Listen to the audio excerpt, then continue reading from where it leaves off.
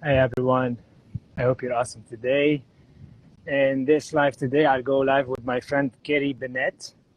You might have heard of Carrie. If not, I promise you that you're up for a treat. It's going to be an amazing conversation. She's an encyclopedia of knowledge with degrees with all things related to the body, from biology to nutrition, body work, and she's an expert in the field of quantum biology. What's really cool about Carrie, one of the things that I really enjoy about interacting with her is how she makes this super hard to understand science stuff easy for all of us. She's great at explaining how our bodies really work, and lots of people follow her and have experienced profound transformations following her work. She's one of my favorite people to learn from, and she has been influencing thousands of doctors, practitioners, and health experts, and teaching them about how to implement the science of quantum biology into their practices.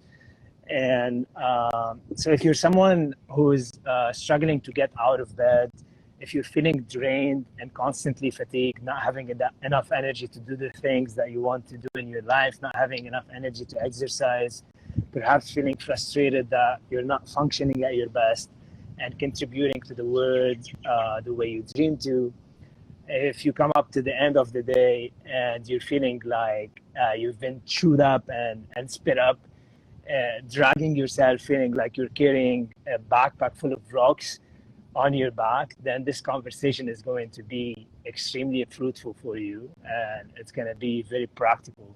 I know Carrie is so focused on sharing practical stuff.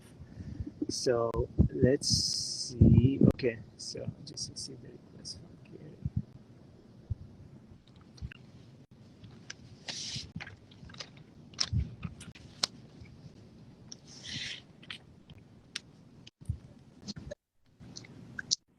Hi, Roudy. Okay, I can barely hear you for some reason. Oh no, let me see. Can you hear me? I can hear you, yeah. And I don't know why, but I could barely hear you from my side. Uh-oh. Is it gonna be okay? Let's see. Maybe I could unplug the earphones, but Can people in the chat, can they hear me okay? Thumbs up or let me know. maybe it's my earphones.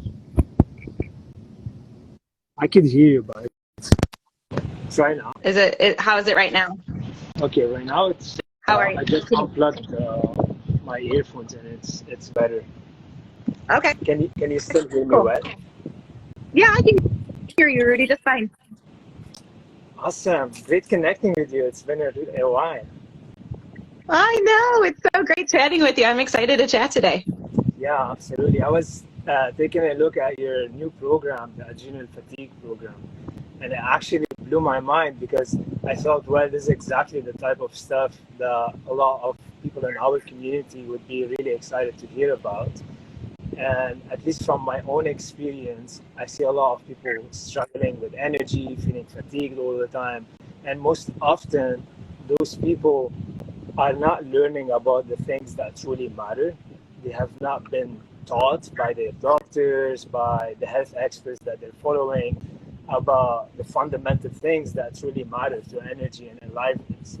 So, at least from my experience, when I was really struggling with energy, I spent countless years jumping from one diet to another, seeing all these different holistic experts, and all of them were telling me, okay, you gotta do this, you gotta eat this, stop eating that, take this supplement, take that supplement. And no matter how many supplements I was trying and how many diets I was dabbling with, I wasn't feeling any better. And I know that you also shared a very similar story. You were like a personal trainer and then a massage therapist, and then you were struggling with joint pain, and then you went into insomnia, and then eventually I think you did a master's degree in nutrition, thinking that food is the answer. So would you mind starting by sharing a little bit about your story and how you got into quantum biology stuff? Yeah, absolutely. Yeah, our stories are so similar with it. So I kind of, when I was experiencing my health challenges, which they kind of trickled on me from my 20s onward, but it wasn't until I hit 30, 31, I had my first child, that I just got this debilitating fatigue. But because my debilitating fatigue was connected with some major digestive challenges, my assumption was that food was my issue. And so that did prompt me to get a master's degree. I still don't know how, with the level of energy that I had, I got through that master's program, but I did. And I learned a lot, but I also applied a lot. Like you said, different diets, different supplements to heal the leaky gut, different food sensitivity testing, things like that. And I felt a little bit better, but it just wasn't enough for me to be like, wow, I feel like I'm great again. You know, I feel so good. And so that's what prompted me to be like, there's something that I'm missing. I know that there's something that could be fundamentally more life-changing for me than this, than being so diligent about every little thing I put into my mouth, and taking these supplements, like legitimately like 2 pill containers, no, 3 at the worst times, like morning, lunchtime, and night, like packed full of supplements. And I thought to myself, this really isn't living. Like, there's got to be something else. And that's when I did find the super intense blogs by Dr. Jack Kruse. And I was like, okay, I understand some of what he's saying, and he's telling me light is important. So let me start to really figure this out. And so once I figured out how to apply light, meaning the light that I want to have entering my eyes at certain times of the day, and the light that I don't want entering my eyes at other times of the day, in conjunction with some other really important support strategies that I think fall under the realm of quantum health. I call it gathering free energy. Once I applied that, within a matter of weeks, I felt so much better than I ever had. And it'd been years and years and years of just having this decline in health. Hey, Catherine. And so it was so cool. And that's when I was just like, okay, I got to learn as much as I can about this and share it with as many people as possible, because this was so transformative for me.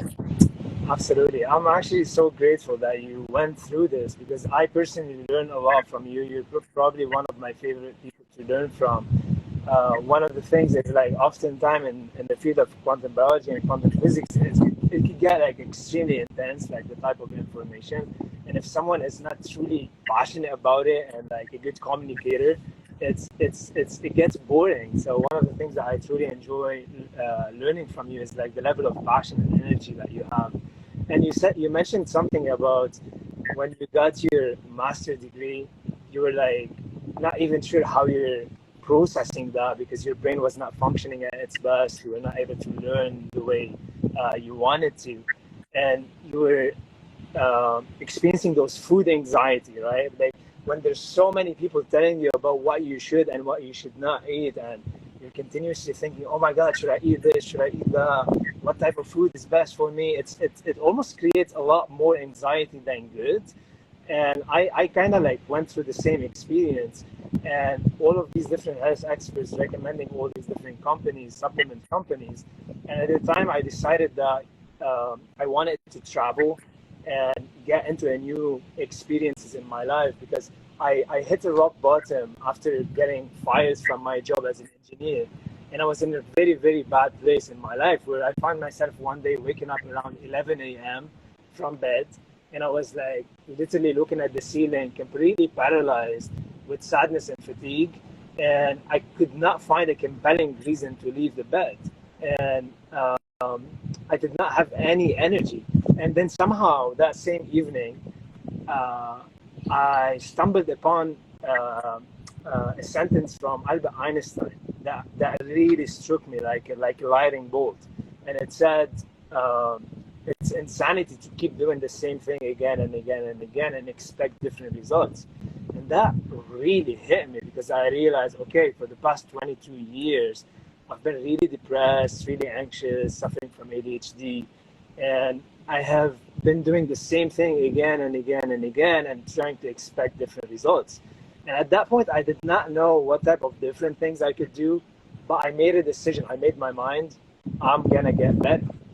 And I decided to travel and learn from different health experts. And though I thought it's going to be a fascinating journey, it was extremely overwhelming because, again, different health gurus were pointing in different directions. And though I thought to myself, I'm going to be finding more light in my life by traveling and learning, it was like even more darkness and more confusion.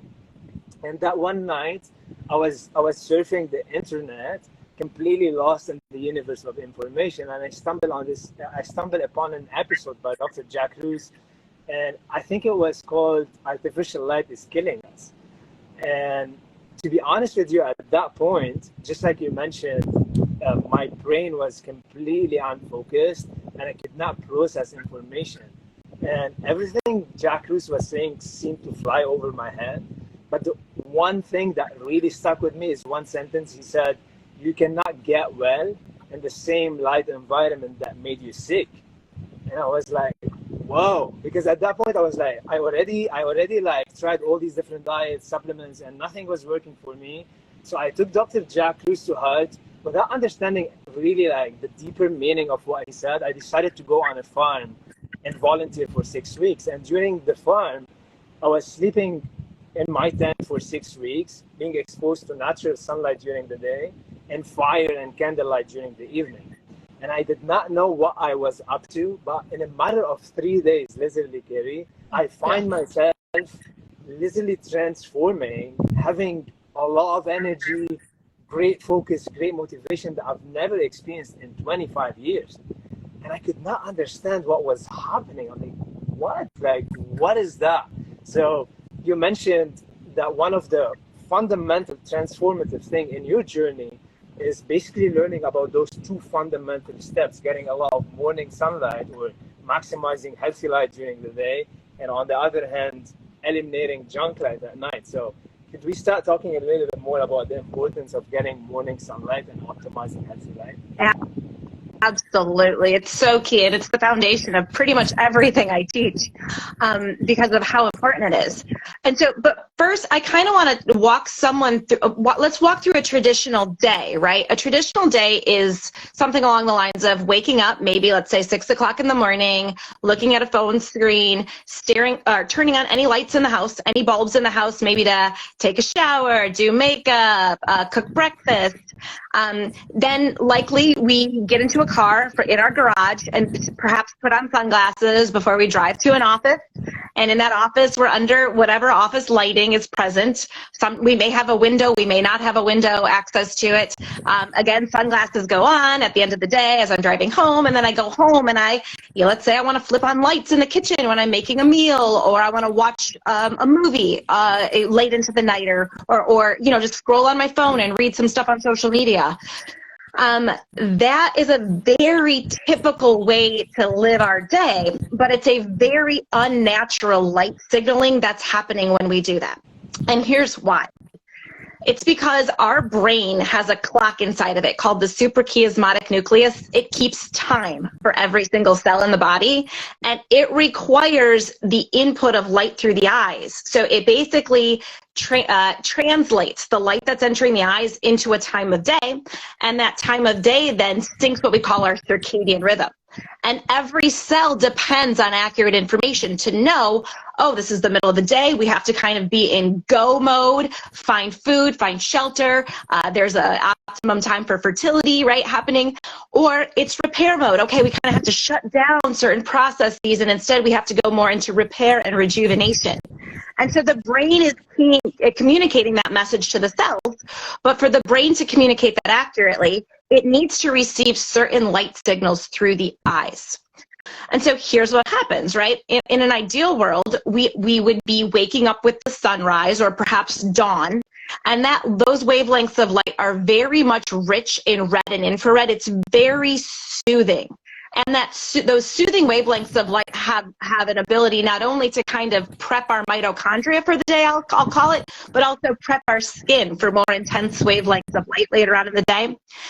And then as soon as the sun crosses the horizon at sunrise, that's when the blue light in the environment reaches an appropriate intensity and balance with the red and the infrared wavelengths, that it starts to elevate cortisol levels. And so cortisol elevates in response specifically to the blue wavelengths of light and the intensity of it increasing as the brightness gets bigger, or gets brighter as the sun rises in the sky. And so that's what we want to start our morning. We want this surge of cortisol. And that's happening actually because the mitochondria have recognized from the signal in our brain, the mitochondria have recognized that the day has begun. And the mitochondria make this master steroid hormone called pregnenolone that then can become as much cortisol as we need for elevation of blood glucose, for survival mechanisms, for the energetic effect of the morning light. And then it can also get ferried into becoming any other steroid hormone. So then it can also become progesterone, estrogen, testosterone, based on our DHEA. There's a whole bunch of steroid hormones it can become based on our fertility demands at the given time of day, given time of the month, given time of life. And so that's what happens as that sun rises. And then as the sun gets a little bit higher in the sky, it's called UVA rise. So an important thing for people to recognize is that UV light, ultraviolet light that we're taught to fear, it's not present at all times of the day when the sun is out. It's not there in the morning, early morning. It's not there at sunset either. It actually appears when the sun is 10 degrees above the horizon, and that's when ultraviolet A appears. And ultraviolet A actually really does what I call neurotransmitter magic. And so this was transformative in my mood and my motivation and my pain levels for that matter too. And so when that ultraviolet A light is captured by certain chemicals in the eyes called aromatic amino acids, it transforms them into things like dopamine and serotonin and noradrenaline and adrenaline, and it can optimize thyroid function, and it can do all of these amazing things to help support motivation, curiosity, joy, pleasure, and a really solid metabolism too.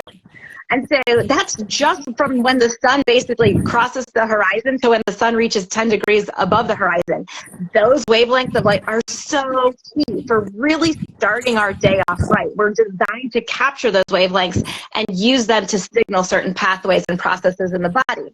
And so you can imagine when we miss out on that on a consistent basis from the type of day that I just described, where we either get an artificial cortisol spike because we're flipping on blue lights or like blue lit bulbs or technology, or we're completely missing out on any of that ultraviolet light because that's missing in an indoor environment, it gets really imbalanced and dysregulated pretty quickly.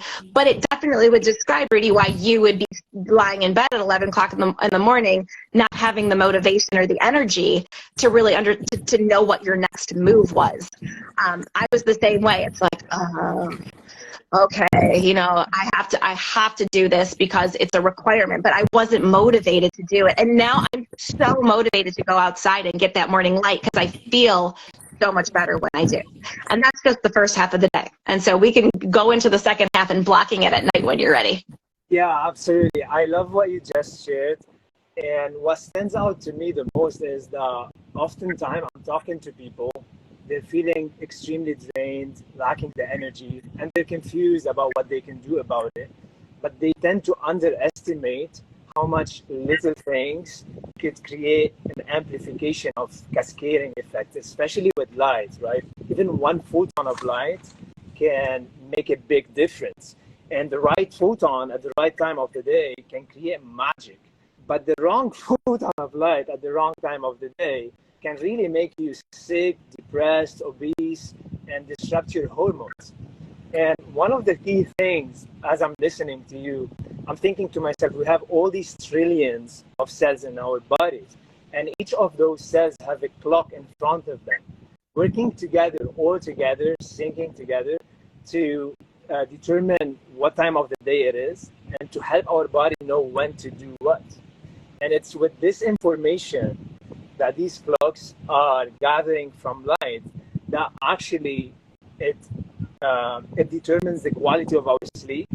It determines how well and how rested we wake up when we after 8 hours of sleep. Because what most people don't realize is I hear so many people, Rudy, I sleep 8 hours. I think I sleep really well. But sleeping 8 hours doesn't mean you're getting rejuvenated night's sleep. And if you're waking up first thing in the morning and you don't have that vigor to spring out of bed and go after what you really love in life, it means there's something is missing. If you wake up first thing in the morning and you're relying on coffee and stimulants to get going, that's a cortisol issue. And this means that rather than relying on nature's medicine to boost that energy first thing in the morning, which I call it nature's cup of coffee, that sunrise that you talked about, Carrie, you're actually relying on a cup of coffee that is giving you this false impression of an increase of energy followed by a crash. And you're constantly being hooked with drinking more supplements, taking more stimulants, and then basically experiencing the fake rise of energy and a big drop afterward.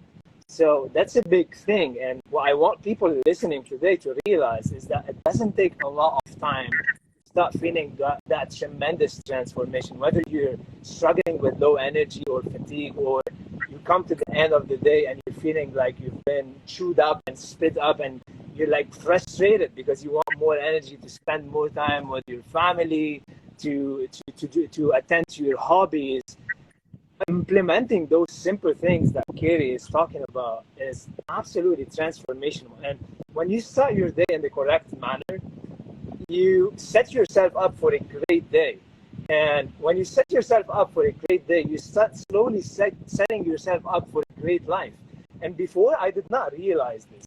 I thought that I needed that magic transformational pill to create this sudden transformation in my life. And then what I learned on that farm, that doesn't work like this. When you work in harmony with nature's laws, which reset every aspect of your inner terrain, then you start experiencing this slow increments of new perception, so to speak. Because basically when we're trying to deal with low energy and fatigue and low quality sleep from a mindset that is depleted of dopamine and serotonin, those hormones that you just talked about that are built up via UVA light, it's very difficult to get well because we're stuck in a mindset that is keeping us hooked to this identity that we are not healthy, that we are low on energy. But out of a sudden, when you start tapping into nature's light, dopamine rises, serotonin rises, and you start having a new self-image of yourself, a new self-image of what is possible. And then slowly, as you take those steps, you start tremendously changing that self-image. And you realize, oh my God, like, who am I? I'm not the same person I was before.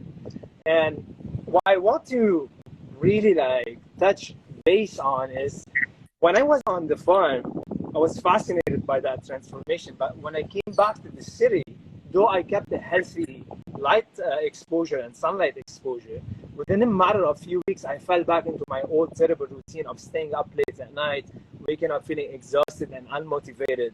And at first, I didn't realize why. I was so puzzled by what's happening. I'm like, how come? Like, I'm still getting that light during the day. And what I realized later, that it's not only about light, it's equally about darkness, embracing that darkness and sinking to that darkness. So could you speak a little bit more about the importance of getting a healthy dark routine that balances out our healthy light routine? Yeah, absolutely. You're absolutely right. So yes, while the morning light that I spoke about earlier really sets you up to have a great day, there's a second half to the story. And so as the sun goes below the horizon at sunset, again, for all intents and purposes, if I were to take my spectrometer outside, blue light is going away, and it's going away into the point where there's going to reach a point where these little blue light receptors in the backs of my eyes can no longer perceive any blue light at all. And that's a signal to my pineal gland to start to make melatonin. Now, it's not the only way we make melatonin, so I do want to highlight that. But it's one key place that we make melatonin, and that is the second half of their circadian signaling. That cortisol surge in the morning that's timed with the light also needs to be balanced by a rise in melatonin at night as the sun sets. So when the sun sets, the pineal gland starts to make it, and in complete darkness, after about 2 to 4 hours of complete darkness, is when the pineal gland will start to produce its peak amount of melatonin.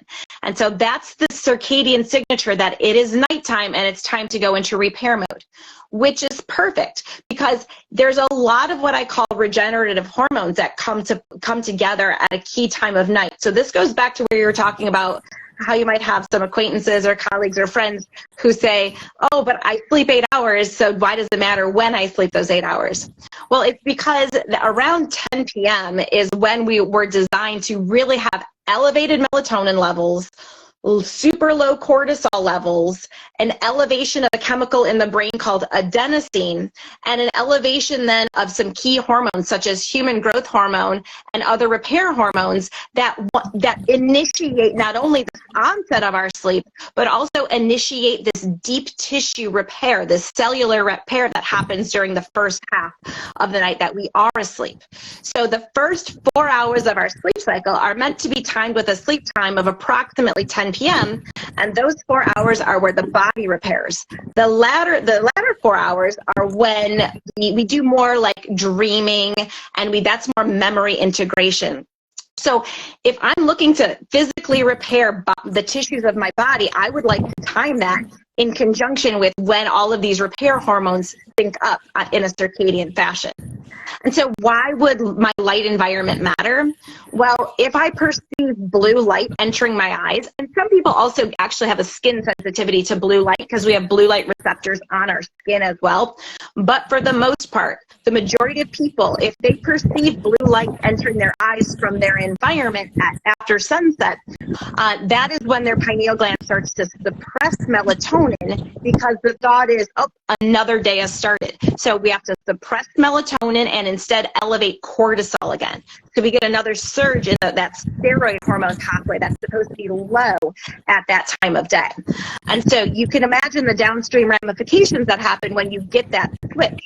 Number one, the tank in melatonin at that time of night, actually, clinically, I hear it a lot as my second wind, right? Oh, it's 9 o'clock at night, I get my second wind. It's an artificial cortisol surge and a suppression of melatonin. So you get a delay in when you start to feel tired and want to go to bed, typically past that 10 p.m. time slot, which is ideal. And instead, with that elevation in cortisol, you also get a potential to imbalance a lot of the steroid hormone pathway as well. So that's why we see how exposure to artificial light at night can be a prime driver of things like breast cancer, ovarian cancer, prostate cancer. And so it's no coincidence that we're designed to actually not have blue light in our environment. We're designed to, in the evening, be surrounded by things like candlelight and campfire, which don't have those wavelengths of light. And so those are very calming and soothing and allow us then to surge our melatonin and go into that deep restorative sleep. And moonlight doesn't have the effect of suppressing the melatonin, but artificial light coming in from a street light or something like that will. So that's why a very dark sleep space and sleep environment is super key to support this half of the circadian rhythm. Yeah, absolutely. And to highlight what you said about moonlight, though moonlight can be rich in blue light, the illumination coming from a moon, so the level of light arriving at the level of the eye is around 1 lux. And if you would to compare this to an artificially lit living room at 500 lux, our living rooms are 500 more bright than the moonlight. And this is primarily why, for instance, moonlight will not suppress your melatonin the way artificial light does. And I love the image that you have painted about the importance of not only maximizing healthy light during the day, but eliminating junk artificial light at night. And what so many people don't realize is, coming back to my story, there was a time in my life when I had this false impression that I am at my best during the evening and I get to finish a lot of my work, I become more productive. And what I didn't realize that there was a false illusion that was being caused by my exposure to artificial light at the wrong time of the day. And you said something extremely important. To reference Fritz Holrich, a scientist from Germany who published so many different studies showing that sitting under artificial blue light increases our cortisol an abnormal way. And cortisol, though is an amazing thing to have first thing in the morning so that we can get going, so that we can feel alert, focused, and energized, it's a terrible thing to have at the wrong time of the day, because as you mentioned, it sabotages our ability to heal and repair ourselves at night. And what I have seen, and from my own experience, when I have taken the cortisol test, I believe my cortisol levels were around something like 16 microgram per deciliter at night. And at night, they're supposed to be lower than 1 microgram per deciliter. And you probably know, working with so many clients, this is something extremely common. So many people have their cortisol spiking at night. And as a result, somehow they deplete the reservoir of cortisol. They wake up in the morning, they don't have enough cortisol to secrete to get the feeling of alertness and readiness for the day. And they become diluted by the impression that, oh my God, I get my best energy at night and I'm not a morning person. I don't function well during the day. But that's often caused by being exposed to the wrong frequency of light at the wrong time of the day. And one of the consequences I wanted to touch base with you is this does not only affect our sleep, it extends in so many different areas. For instance, what I used to notice is I had this pattern of engaging with dysfunctional food habits. So I would eat a lot of food at night.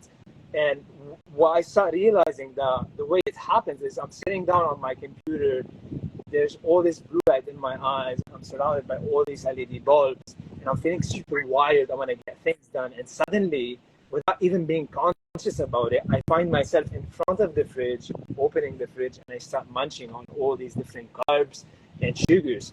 And I even find that if I don't do this, I struggle to fall asleep.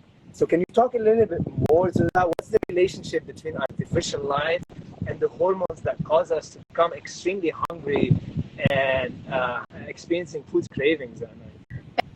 Absolutely. So there's another hormone that kind of comes into play here, right, that we haven't touched on a ton, and it's called leptin. And leptin really works hand in hand with insulin and with cortisol. And so leptin is a hormone that's released from our body fat. And one of the things that it does is it signals to the brain, oh, Carrie has this much energetic reserve on her body. This is how much body fat she has. This is what her stored glycogen levels are. This is her energetic reserve. And that leptin is actually supposed to start to elevate and dock at night. So it's relying on that signal of darkness as well to dock at night into the brain around midnight, give or take, to give that download of information to my body. And then my body uses that information the next day to set things like hunger levels, satiety, like is Carrie in a threat, right? Is this a threat for her survival if she doesn't hunt and find and gather food right away? And so typically with artificial light at night, we also see a dysregulation in that leptin. And that leptin then triggers the body to say, if leptin can't dock to the hypothalamus, either because you're not asleep or because your cortisol is dysregulated or your insulin is dysregulated, then the brain can't sense how much it has. And its default mode is go get food. Go get food. Because it's like, all right, if we don't know how much energetic reserve Carrie has, let's make sure that she knows that she's got to hunt and gather. Let's not let her get complacent. And so we go for the easy sources of energy, right? We go and typically because blue light, the intensity of which the bulbs and the screens emit, mimics something along the nature of bright sunlight, then we actually start to get cravings for what we would think we would be able to find in our environment at that time, which would be carbohydrate availability at its height. And so that drives cravings for carbohydrates, and it creates this vicious cycle. We eat those carbohydrates late at night, that insulin elevates and competes with the leptin receptor to get the download of information. It dysregulates hunger. So we get really, with this whole process of circadian disruption, we also oftentimes get a disruption in people who tell me, oh, I get hangry all the time. So I'm like, I'm hungry every 3 hours and I crave carbs and my blood sugar can't control itself. Or I hear people who actually use cortisol as a fuel source and instead say, oh, but I can fast until 2 o'clock in the afternoon, no problem, when really they're just kind of relying on cortisol to surge their blood sugar, probably artificial light as well. And that's also a dysregulating pattern that can drive people to really get into these crashes that I see happening with adrenal fatigue. Absolutely, and this brings me to a point that I wanted to bring up with you, because I was watching the podcast with Rick Rubin, Andrew Huberman, and Jack Cruz. And Andrew Huberman, who has previously spoke about how he doesn't believe in blue light blocking glasses and that he doesn't recommend them. He was sharing how oftentimes he finds it extremely difficult to go to bed if he doesn't eat a lot of carbs. And I'm like, Jack Cruz right away said, dude, you're blue light toxic. So for those who don't know what blue light toxicity is, blue light does not only affect your sleep, it creates an amplification of cascading effects in your inner pharmacology. So when you're exposed to it at the right time, it does wonders. But when you're exposed to it at the wrong time of the day, you start dealing with all these unwanted effects. For example, experiencing a lot of food cravings at night. And one of the other things I wanted to mention, so Carrie, for someone right now listening, they're struggling with maintaining high energy levels. They know they could be more than what they are right now, and one of the frustrating things for them is that they're not able to tap into that energy to be able to be that person they want to be. They're struggling to get up from bed first thing in the morning. They've tried so many things, from diets to supplements to endless exercise under blue light in the gym, and it didn't work for them. What would be the first 2 or 3 steps that you would share with them that would help them to start moving forward and to balance energy? Yeah, so someone who is struggling to that capacity, I've seen it's very hard for them to consistently get up and go outside at sunrise, because it's oftentimes too early, right? We're dealing with such a dysregulated cortisol and melatonin curve. And so I tackle it kind of in 3 prongs. Number 1, as soon as someone wakes up in the morning, the first light that your eyes see has to be natural light. So you wake up and you go outside. And your brain is so smart, your body is so smart, it will sync up with the amount of blue light, with the elevation of where the sun is in the sky, with the amount of brightness that's there, and that will provide key information to the brain, the body, and all of the cells to start to sync up the circadian rhythm during the day. And then taking frequent light breaks is very important as well, to kind of continue syncing up, or sitting by an open window, or allowing the natural light just to enter the environment. And so that's number 1. That's a good place to start. Number 2, you have to signal that it's darkness. And so that means that you have to be diligent about wearing blue blockers after sunset, specifically the orange tone blue blockers. I have yellow ones on right now. I would be wearing the orange tone. And for clients, exactly. And for clients who have a very delayed sleep time where they don't fall asleep before 2 o'clock in the morning, they may need even the red toned blue blockers, which I would have them put on about 30 to 60 minutes before their desired bedtime. And so that's a good place to start. And then that's going to help to, the goal is to start to normalize the cortisol and melatonin curves. If we can do that, so many other hormones and mechanisms fall into place in the body naturally without having to do things, which is typical of an adrenal fatigue that I tried that didn't work for me, was consume this DHEA, right? Consume this hormone supplement, consume this supplement to optimize these hormone levels. We sync those levels up with light or with darkness. And if we can optimize that, the other ones fall into place and fall into balance. But lastly, I needed to do this as well. I needed to stop identifying with my diagnosis, right? As supportive as it was for me to know other people going through adrenal fatigue, and to go on websites where I learned about adrenal fatigue, and part of it was learning about leaky gut and all of these other aspects, I had to start seeing in my mind the thriving version of myself. And to know that I did not have adrenal fatigue. I actually had the capacity to be this thriving human. And I had to get very clear in my mind's eye about that, because before I had done that, it was easy for me to kind of fall back into, but I have adrenal fatigue, And instead I had to look to that thriving human that I knew I had inside of me and identify with that person instead. That's such an important point. Before I emphasize this point, because I want to add to it, it's such an important point, I just want to summarize that the steps are easy. Maximize healthy light, get that morning sunlight, take sun breaks during the day, sit next to the window, open the window, allow a lot of natural light to arrive to the level of the eye without wearing sunglasses, without blocking light. And then at night, you equally need to think about exposing yourself to darkness.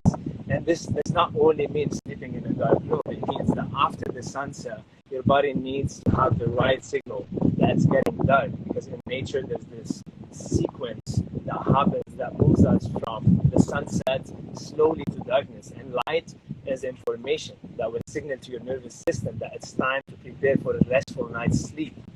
And when you allow yourself to get that sunset directly or indirectly, and then you come back home and you avoid exposing yourself to the second sun from your light bulbs, from your phones, from your screens. As Carrie mentioned, it's very important then to use orange lenses for the first part, and then perhaps the red lenses 1 hour before bed, because this is going to eliminate all this wrong information from confusing your body and brain again about the time of the day.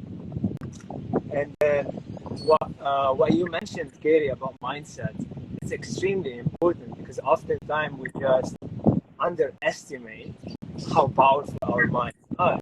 And the mindset is the collection of our beliefs about the image that we hold of ourselves.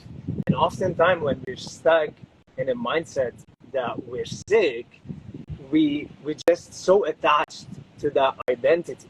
And what we don't realize is with this attachment, with this strong image that we are sick, we're just holding ourselves back from actually exiting this reality into something that is new, that will renew us on so many levels. And what ends up happening is when we are in this mindset of sickness, two things end up happening. The first one is we don't take action because we believe it's not possible. The second one, we take action and we keep failing from time after time. Why is that? Because we're operating from a scarcity limited mindset that is assuming that we are sick, and then the whole universe will conspire to prove to you that you are sick. And no wonder why you don't get better. So, but often I tell people, like, okay, if you have not been getting a great night's sleep, well, you don't need to fake it. But instead of saying I'm a terrible sleeper, you could say, why I was not been able to sleep well all these years, this doesn't mean that I cannot sleep like an angel again. And out of a sudden, you opened yourself up to a new space that will make your actions a lot more effective. And you opened yourself up to bonding and meeting new people that are doing things in new ways that will move you where you want to do. And remember, that quote from Einstein that struck me like a lightning bolt. It said, insanity is doing the same thing again and again and again and expecting different results. So out of a sudden, you meet people like Carrie, like myself, like all the amazing people from the quantum biology biosphere that are telling you how to do things in a complete new way. And then watch the magic happens. And to be honest, Katie, before I jump on a call with you, I was checking your website, and I was like so happy about all the evolution I've seen. And one of the reasons why I'm happy is because back when I was suffering with lack of energy and when I had depression, only if I had one person like you who were telling me things in such clarity and breaking it down for me, I would have avoided years of suffering. And when I see someone like you breaking it down for people and telling them the exact action steps that they can take today so that they can feel better and tap into boundless energy, I felt exalted about it. And I was looking at your program, the new program that you launched, the Adrenal Fatigue. And I'm like, oh my God, like, I want to share with my community, I want to share with my newsletter, because I know so many of the people that buy the VivaRays, they're really suffering from low energy. They're struggling to get out of bed. So could you share a little bit about the new program that you're launching, and tell us a little bit more about who is it for and what are you offering in the program? Yeah, absolutely. So this new program that I just launched is called the Adrenal Fatigue Fix. And you hit the nail on the head. It pretty much wraps up what I learned on my journey in healing my own adrenal fatigue completely, utilizing all of the strategies. So it gives you a toolkit to tell you exactly how to apply sunlight, when to apply sunlight, how to block the artificial light in all the different capacities.